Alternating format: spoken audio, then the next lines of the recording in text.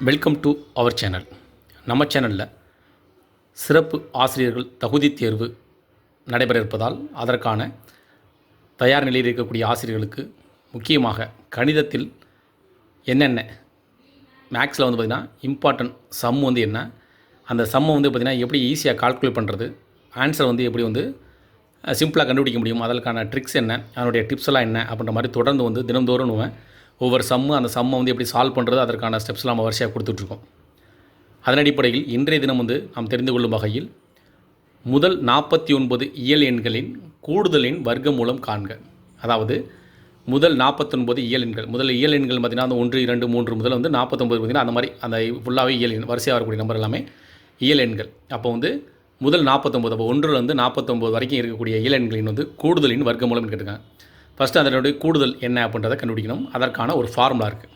அதாவது இந்த மாதிரி சம் கொடுத்ததுக்கப்புறம் அது கூடுதலின் அப்படின்றது, அதாவது முதல் இயல் எண்களின் கூடுதல், அவருக்கு வந்து சம் ஃபார்முலா என்னன்னா n × n+1 / 2. இதுதான் அதனுடைய ஃபார்முலா. இதை நாம் பண்ணிக்கிறோம். இந்த ஃபார்முலா நீங்கள் மனப்பாடம் பண்ணிட்டீங்க அப்படின்னா கண்டுபிடிச்சிடலாம் ஈஸியாக. அதாவது முதல் இயல் எண்களின் வந்து கூடுதல் வந்து இந்த n × n+1 / 2. சரிங்களா? இப்போ இந்த எண்ணுன்றது வந்து டோட்டல் நம்பர் ஆஃப் 49. அதனால் என்னன்ற இடத்துல ஃபுல்லாக 49 நீங்கள் அப்ளை பண்ணிடுங்க. 49 × 49 + 1 / 2. அப்போ 49 × 41 + 1 வந்து பார்த்திங்கன்னா 50 இல்லைங்களா? அப்போ 49 × 50 / 2. இப்போ 49 வந்து அந்த 50 வந்து நம்ம அடித்து கொடுத்துடலாம். ஏன்னா மல்டிப்ளை தான், அதனால் ஏதாவது ஒரு நம்பர் அடிச்சிடலாம். 49 அடிக்க முடியாது, அதனால் 50 அடிச்சிடலாம். அதனால் 2னா 25. சரிங்களா? அப்போ 49 × 25. இப்போ வந்து பார்த்திங்கன்னா இந்த கூடுதல் எண்கள் வந்து 49 இப்போ வந்து நம்ம வர்க்கமூலம் கேட்டிருக்காங்க. அப்போ வர்க்கமூலம் அப்படின்னாவே ஸ்கொயர் ரூட்னு அர்த்தம்.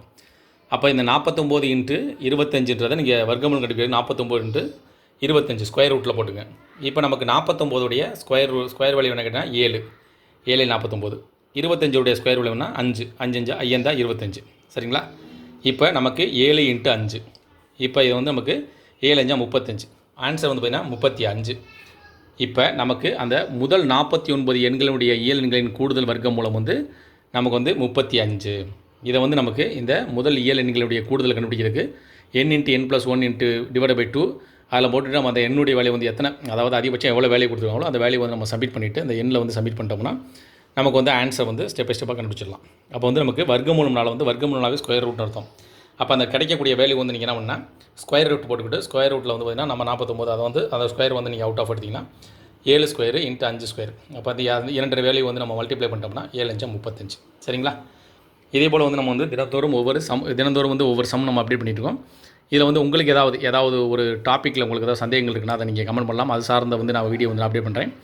இது வந்து உங்களுக்கு பயனுள்ளதாக இருந்துச்சுன்னா வந்து வீடியோக்கு லைக் பண்ணுங்கள். முடிஞ்ச வரை வந்து உங்களுடைய நண்பர்களுக்கும் ஃப்ரெண்ட்ஸுக்கெலாம் வந்து ஷேர் பண்ணுங்கள். ஏன்னா தேர்வு எழுதக்கூடியவர்களுக்கு கண்டிப்பாக இது ஒரு பயனுள்ள ஒரு தகவலாக இருக்கும் நம்புகிறோம்.